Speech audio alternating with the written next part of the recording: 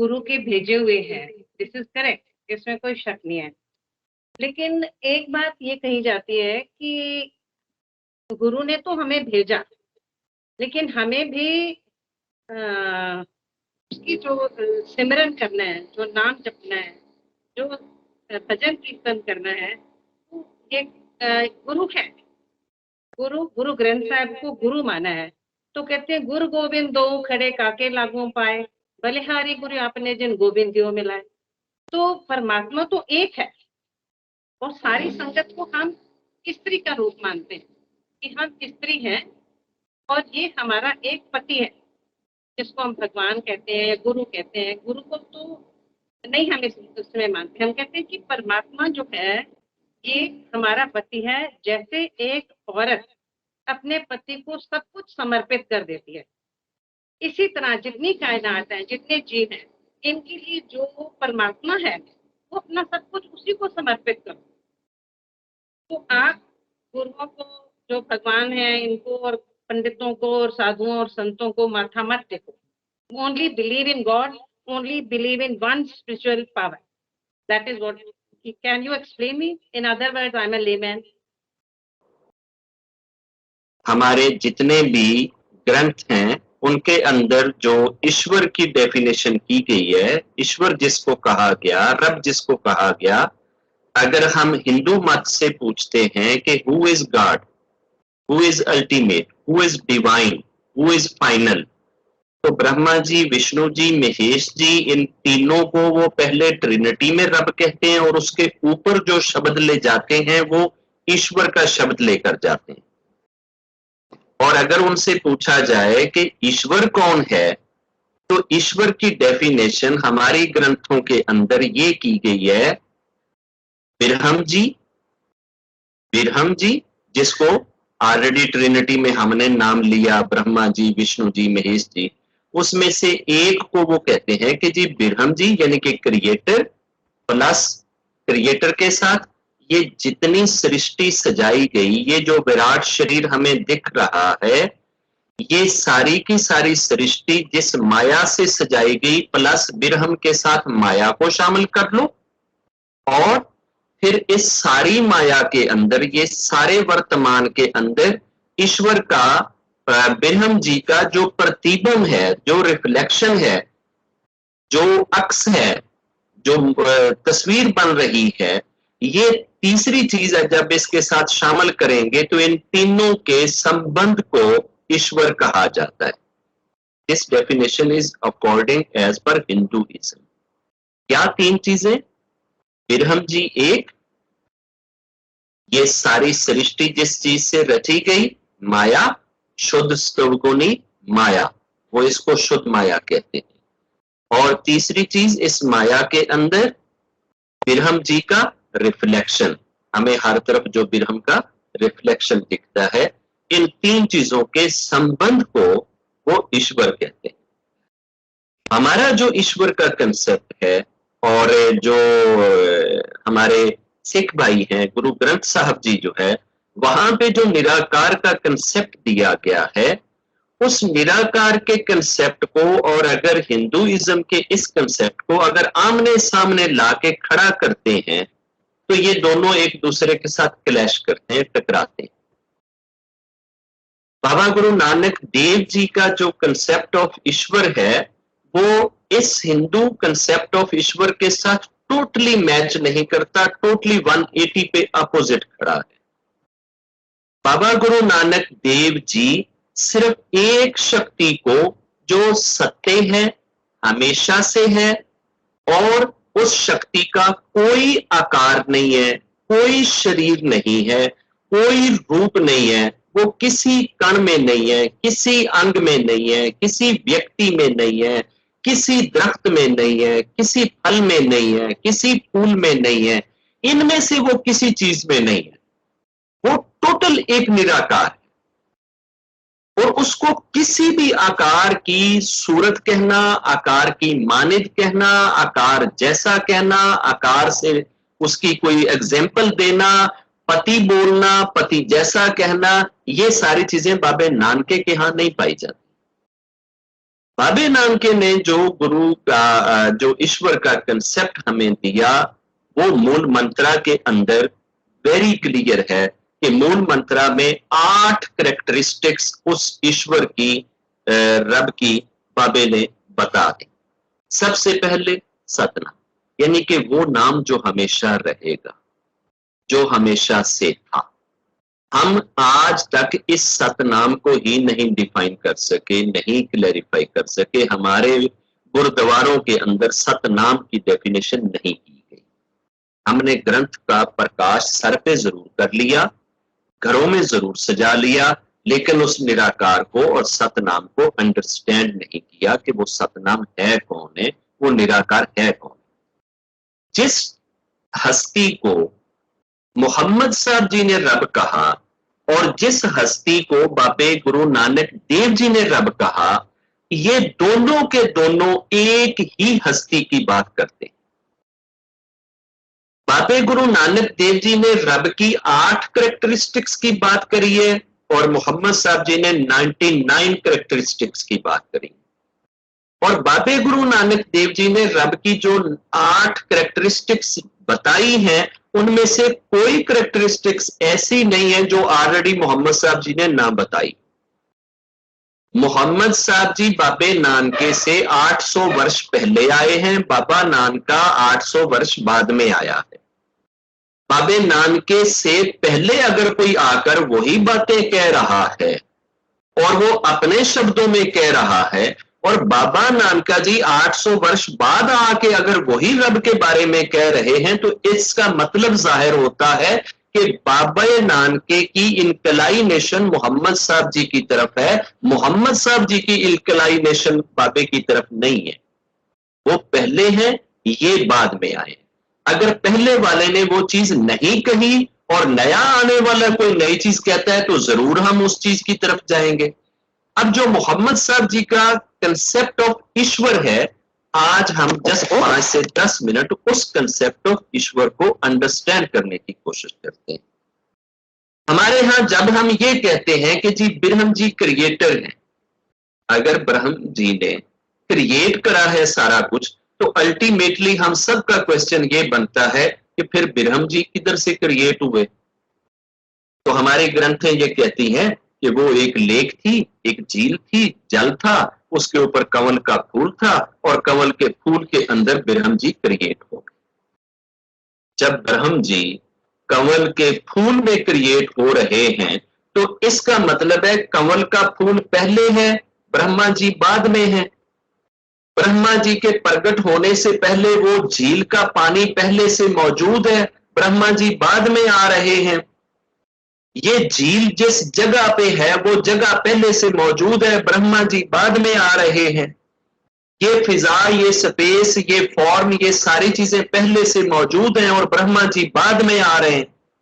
तो जो बाद में आएगा वो पहले से मौजूद चीजों के ऊपर डिपेंड करेगा, उसको उन चीजों का सहारा लेना पड़ेगा। तो जो किसी का सहारा लेता है, बाबा नानका कहता है वो खुदा नहीं। बाबे नानके के नजदीक जो सहारा ले, किसी के ऊपर डिपेंड करे, बाबा नानका उसे खुदा नहीं कहता। तो इस तरह से ब्रह्म जी खुदा नहीं रहे, क्योंकि उनको सहारे की जरूरत पड़ गई।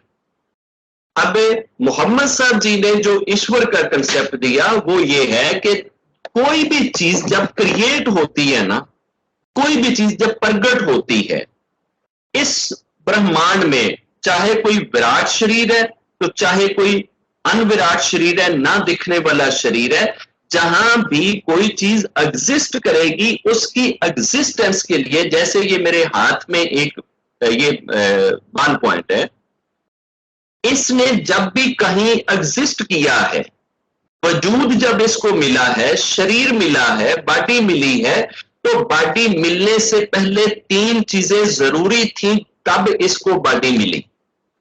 वो 3 चीजें क्या जरूरी थी कि जब ये प्रकट हुई है ना, उस वक्त कोई ना कोई वक्त था, टाइम था, टाइम पहले था तो फिर ये प्रकट हुई है। अगर टाइम ना होता तो ये कभी प्रकट ना हो सकती। तो टाइम हमारे जितने भी कंसेप्ट ऑफ ईश्वर हैं, चाहे ब्रह्म जी हैं, विष्णु जी हैं, महेश जी हैं, राम जी हैं, इन सारों से पहले टाइम मौजूद है। ये बाद में आ रहे हैं, टाइम पहले से खड़ा है। अगर टाइम पहले से खड़ा है तो फिर टाइम के ऊपर विष्णु जी डिपेंड कर रहे हैं, टाइम के ऊपर ब्रह्मा जी डिपेंड कर रहे हैं, टाइम के ऊपर महेश जी डिपेंड कर रहे हैं। अब जब हम ये चीज कहते हैं कि ये चीज पहले से मौजूद है, तो जो पहले से मौजूद चीज है वो बड़ी होती है और जो बाद में आती है वो छोटी होती है। तो फिर ऑटोमेटिकली टाइम बड़ा हो गया, फिर ब्रह्मा जी छोटे हो गए, विष्णु जी छोटे हो गए और महेश जी छोटे हो गए, क्योंकि इनसे पहले टाइम खड़ा था तब ये आए। दूसरी चीज, इस चीज को प्रकट होने के लिए किस चीज की जरूरत है? स्पेस की। अगर स्पेस ही नहीं है तो ये प्रकट कैसे हो सकती? जगह खाली मिलेगी तो उसमें ये बनेगी ना, अगर जगह ही नहीं तो बनेगी कैसे? अब मैं अगर बैठा हूं तो इस कमरे की दीवार के अंदर जो स्पेस है उसमें बैठा हूं, मैं दीवार के अंदर क्यों नहीं बैठ सकता कि दीवार में स्पेस नहीं है? तो हर चीज को प्रकट होने के लिए जगह की जरूरत है। अब विष्णु जी आए, जगह पहले से मौजूद है, ब्रह्मा जी आए, स्पेस पहले से मौजूद है, कृष्ण जी आए, स्पेस पहले से मौजूद है, राम जी आए, स्पेस पहले से मौजूद है, महेश जी आए, स्पेस पहले से मौजूद है। अगर स्पेस और जगह पहले से मौजूद है तो फिर जगह बड़ी होगी ना, फिर जगह को भगवान कह दोगे ना, फिर इनको भगवान क्यों कहते हो? और तीसरी चीज, ये जो भी प्रकट हुए, जिस फॉर्म में प्रकट हुए, जिस शक्ल में प्रकट हुए, हर शक्ल चाहे वो वन साइडेड है, टू साइडेड है, थ्री साइडेड है, फोर साइडेड है, वो सॉलिड है, वो लिक्विड है, वो गैस है, या इसके अलावा वो गैस लेस है, हर एक जो भी चीज अपना वजूद रखेगी उसकी कोई ना कोई शक्ल होगी। अगर शक्ल पहले से मौजूद है तो फिर शक्ल बड़ी हो गई, चीज छोटी हो गई। मैं सादा सी मिसाल से समझा देता हूं। बच्चा जब आता है तो बच्चे से पहले मां मौजूद होती है तो बच्चा आता है ना।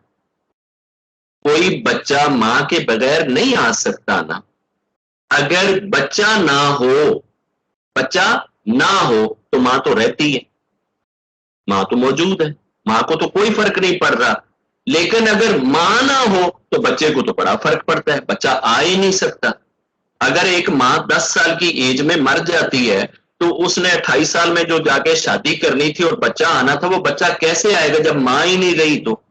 तो बच्चा मां के ऊपर डिपेंड करता है, मां के बगैर बच्चा नहीं आ सकता। मां जरूरत है बच्चे की। तो हर चीज के प्रकट होने से पहले जो चीजें हैं वो मां की तरह वो बड़ी हैं। हम आते हैं इस हवा में, जब भी हमारा जन्म हुआ, हमारे जन्म से पहले ऑक्सीजन मौजूद थी, ऑक्सीजन से हमने ब्रीथ किया, सांस लिया। हम अगर ना भी थे, ऑक्सीजन तो तब भी चल रही थी, ऑक्सीजन का तो कुछ भी नहीं बिगड़ रहा था। लेकिन अगर ऑक्सीजन रब निकाल दे तो हम तो एक सेकंड के लिए जिंदा नहीं रह सकते।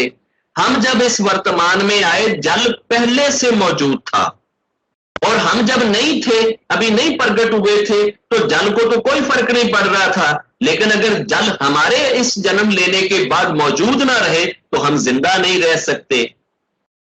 ये पृथ्वी हमारे प्रकट होने से पहले मौजूद थी, हम प्रकट हुए हैं इस पृथ्वी के ऊपर। अगर पृथ्वी हम नहीं प्रकट हुए थे तो पृथ्वी तो पहले से मौजूद है। पृथ्वी को हमारी जरूरत नहीं है, हमें पृथ्वी की जरूरत। मां को हमारी जरूरत नहीं है, हमें मां की जरूरत है। जल को हमारी जरूरत नहीं, हमें जल की जरूरत है। हवा को हमारी जरूरत नहीं, हमें हवा की जरूरत है। तो जिन चीजों के ऊपर हम निर्भर हैं, हम डिपेंड कर रहे हैं, जिसके ऊपर हम बेस करते हैं, वो चीज बड़ी और हम हो गए छोटे। बाबे नानके ने रब के बारे में क्या कहा कि वो किसी चीज पे डिपेंड नहीं करता, किसी चीज पे इन्हिसार नहीं करता। और अगर वो किसी चीज पे इन्हिसार कर रहा है तो हर चीज से पहले तो फिर टाइम मौजूद है, फिर टाइम को खुदा कहो। हर चीज से पहले फिर स्पेस मौजूद है, फिर स्पेस को खुदा कहो। हर चीज से पहले फिर फॉर्म मौजूद है, फिर फॉर्म को खुदा कहो। इन तीनों चीजों का निकार जो है वो मोहम्मद जी ने भी किया, और इन तीनों चीजों का नकार जो है वो बाबे नानके ने भी किया। बाबे नानके का कंसेप्ट ऑफ ईश्वर और मोहम्मद साहब जी का कंसेप्ट ऑफ ईश्वर इस हथेली की तरह एक साथ जाता है। मोहम्मद साहब जी ने कहा कि रब तब से था जब टाइम नहीं था, वो रब था। यानी कि बाकी तो हर चीज को प्रकट होने के लिए टाइम की जरूरत है ना, हर चीज टाइम में प्रकट हुई है ना। वो रब कब प्रकट हुआ है? जब टाइम नहीं था। वो रब कब से है? जब स्पेस नहीं थी। वो रब कब से है? जब ये फॉर्म और शक्लें नहीं थी। तो जिस रब को मोहम्मद साहब जी ने डिफाइन किया है और जिस रब को बाबा गुरु नानक देव जी ने डिफाइन किया है, इस रब को अगर सामने रखे तो हमारा सारा रबों का कंसेप्ट कैंसल हो जाता है। हमारे पास रब ही नहीं बचता, सारे के सारे ये रब हमारे झूठे पड़ जाते हैं। और मोहम्मद साहब जी ने, बाबा गुरु नानक देव जी ने इन सारों को, जिनको हमने रब कहा, उन्होंने इनको क्या कहा? तो फिर इनको क्या कहना चाहिए? क्वेश्चन तो ये पैदा होता है कि अगर ये रब नहीं है तो फिर क्या है? ब्रह्मा जी, विष्णु जी, महेश जी, कृष्ण जी, राम जी, ये सब के सब रब की क्रिएशन है। रब ने इनको क्रिएट करा है। ये बाद में आए हैं, इनसे पहले रब मौजूद था। ये रब के ऊपर डिपेंड करते हैं, रब इन पे डिपेंड नहीं करता। और ये आए क्यों हैं? ये भेजे क्यों हैं? ये रब ने क्रिएट क्यों करे हैं? ये क्रिएट किए गए हैं इंसानों को इंसानों के खुदा से मिलाने के लिए, बंदों को बंदों के रब से मिलाने के लिए।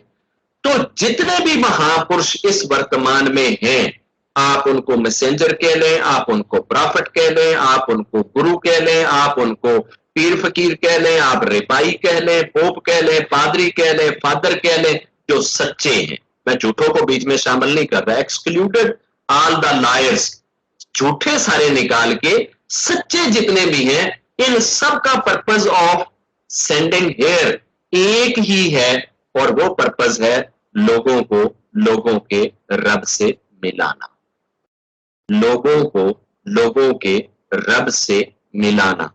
अब हमारे यहां भी ये कहा जाता है कि हमारे ये सारे गुरु जो हैं हमें रब से मिलाने के लिए आए हैं, मगर रब कौन है? उत्थे आके साडा फटा पै जांदा है। सानू काली दी मूर्तियां दिखा दित्तियां जांदियां ने कि यह रब है, सानू 7-8 हत्थां वाली मूर्ति दिखा दी जाती है कि यह रब है, सानू जनाब 3 सिर दिखा दिते जाते हैं कि यह रब है। तो जब हम ये कहते हैं कि ये सारे के सारे महापुरुष रब से मिलाने के लिए आए हैं, तो फिर अगला सवाल पैदा होता है, फिर रब कौन है जिससे जाकर मिलना है? तो पहला बैठा है ना, ये जो काली बैठी, ये जो इतने हाथ वाले लेके तो शेर पे बैठी है ना, ये रब है।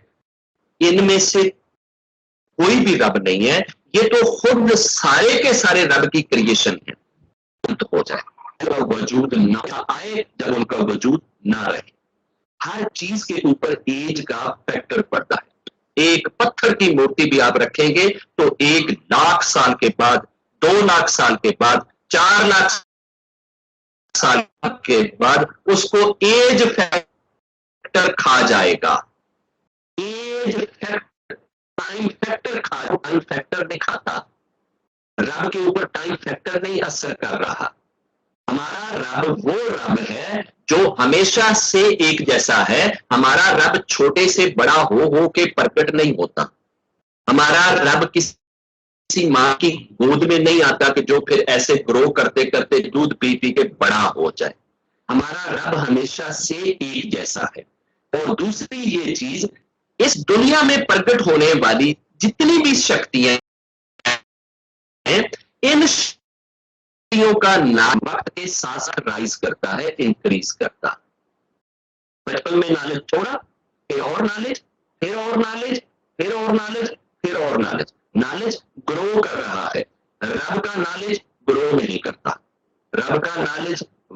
के साथ बढ़ता या घटता नहीं है। फिर ये जितनी शक्तियां हैं, इनसे अगर बात करने लग जाओ ना, ये जितने इस वक्त सो कॉल्ड गुरु बैठे हैं, इनके सामने बैठी हुई संगत, जैसे आप लोग बैठे हैं, एक बंदा बात करे तो मैं मुझे सुनाई देगी, नाल ही दूसरा बंदा बोलना शुरू कर दे तो मैं हाथ जोड़ देंगे, यार दो बंदे इकट्ठे ना बोलो, मैनू समझ नहीं आ रही। तीसरा बंदा नाल बोल देवे तो मैं लत्तां भी जोड़ देंगे, यार मैनू बिल्कुल ही समझ नहीं आ रही। तो जे चार बंदे इकट्ठे बोल दें तो मैं वैसे ही नस जावांगा कि यार ऐ ते सुनना ही नहीं चाहते। उस रब को अगर इस वक्त पूरी दुनिया के मौजूद इंसान 7.8 अरब इंसान एक वक्त में पुकारना शुरू कर दे, तो वो 7.8 अरब इंसानों की बात सुन रहा है, जबकि उसका कोई कान नहीं। वो एक ही वक्त में सारी दुनिया के इंसानों को देख रहा है, जबकि उसकी कोई आंख नहीं है। वो एक ही वक्त में पूरी सृष्टि, पूरी गैलेक्सीज, पूरी कायनात को होल्ड किए हुए है, मगर उसका कोई हाथ नहीं है। वो एक ही सेकंड में, एक ही पल में कायनात के हर जगह पे मौजूद है, मगर उसके कोई पांव नहीं है। तो जो बेसिक चीज है ना, वो है राइट कंसेप्ट ऑफ ईश्वर। हमारे पास राइट कंसेप्ट ऑफ ईश्वर नहीं। हम कभी तो ईश्वर को पति बना देते हैं, कभी उसे सुपर शक्ति बना देते हैं, कभी उसे एनर्जी बना देते हैं, कभी उसे रोशनी बना देते हैं, कभी उसे कुछ बना देते हैं, कभी कुछ बना देते हैं। हमने जो निराकार कह दिया है ना, निराकार की भी हमने यूट्यूब के ऊपर हमने मूल मंत्रा की डेफिनेशन करी है। आप लोगों को अगर रब टाइम दे तो उस मूल मंत्रा की डेफिनेशन को सुनिएगा, आधे पौने घंटे की है, आपको पता लगेगा कि बाबा गुरु नानक देव जी ने रब किसे कहा।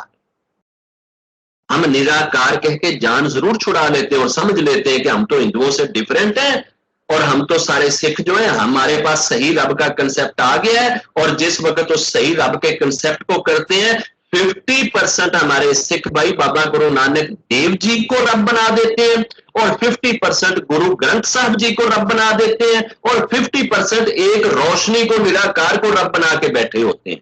हमारे भी कंसेप्ट ऑफ ईश्वर ठीक नहीं है।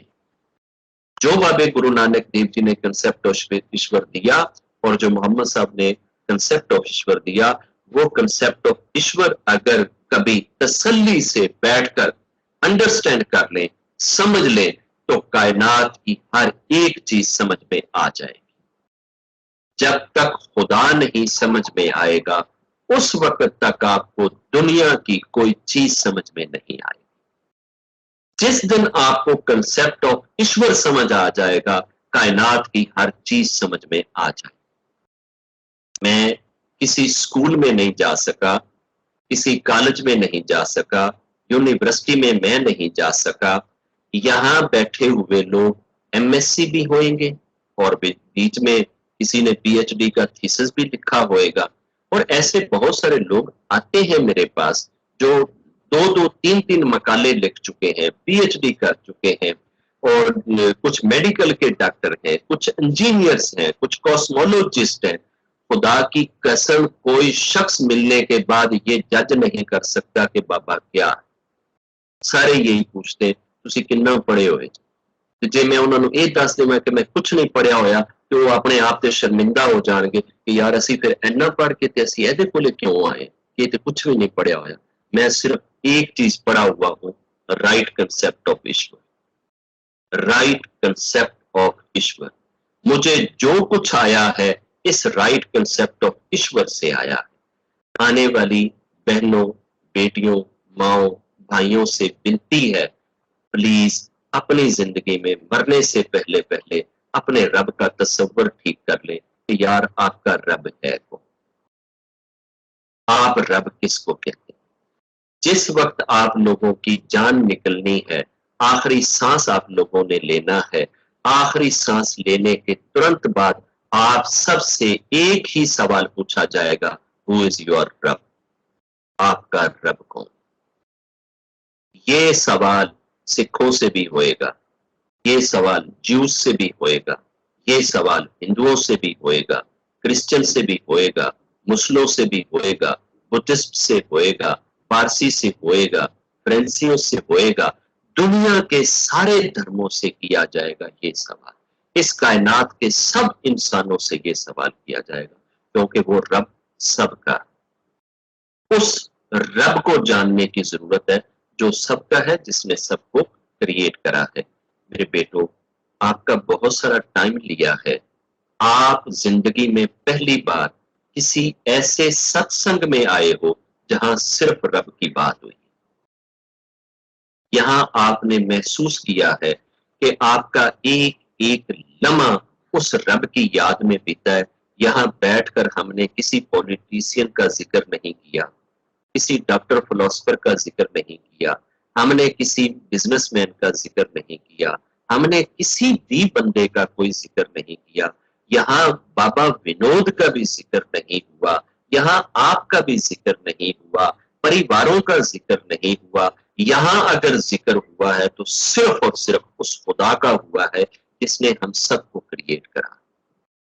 आप खुश नसीब हैं। आज 31 जुलाई के कुछ लम्हे उस असल क्रिएटर रब ने आपके अपनी जात की प्रेज के लिए स्वीकार की। उस रब ने आपकी जिंदगी में ये चीज मैनेज करी कि आप अपनी जिंदगी की कुछ सांसें जो उसी रब ने दी हैं, फिर वापस आप उसी रब की याद में लौटा दें। यहां से जो कुछ आपने सीखा है, इसको सीधा करने की कोशिश कीजिएगा। यहां से कपड़े झाड़ के ये कंसेप्ट इधर ही झाड़ कर जाने का नहीं है। अगर कोई शख्स मेरे नजदीक ये पूरी पृथ्वी सोने की बना के और फिर उसकी एक रजिस्ट्री काट के आपके हाथ में रख देना कि आप ये पृथ्वी ले जाओ, तो मुझे पैदा करने वाले रब की कसम है, उससे ये बेहतर है कि आपको कोई राइट कंसेप्ट ऑफ ईश्वर दे। ये उससे कीमती चीज, इससे बेस्ट चीज, इससे बड़ा गिफ्ट, इससे ज्यादा अच्छी ब्लेसिंग आपको इस पृथ्वी क्या इस पूरी 32 करोड़ गैलेक्सीज के अंदर कहीं नहीं मिल सकती। Please try to have the right concept of ईश्वर। मेरे बच्चों, हमने यूट्यूब चैनल भी बनाया है, हमारा स्काइप आईडी भी है, हमारा सत्संग ग्रुप भी होता है। आप में से जो आदमी 1 घंटा नहीं, 1 दिन नहीं, 1 महीना नहीं, 1 साल भी अगर मुझे कहेगा ना कि बाबा विनोद 365 दिन आपने मुझे देने हैं, पैदा करने वाले रब की कसम है, अगर मैं जिंदा रहा तो मैं 365 दिन भी देने के लिए तैयार हूं उस बंदे के साथ बात करने के लिए कि हु इज रब, रब है कौन। हम रब को समझे बगैर अंधेरे में टामकटोइयां मार रहे हैं। जिस दिन हमें रब का तस्वर समझ में आ गया ना, ये पूरी कायनात और इस कायनात में मौजूद सब धर्म समझ में आ जाएंगे, सारी बातें समझ में आ जाएंगी, जब खुदा समझ में आ जाएगा।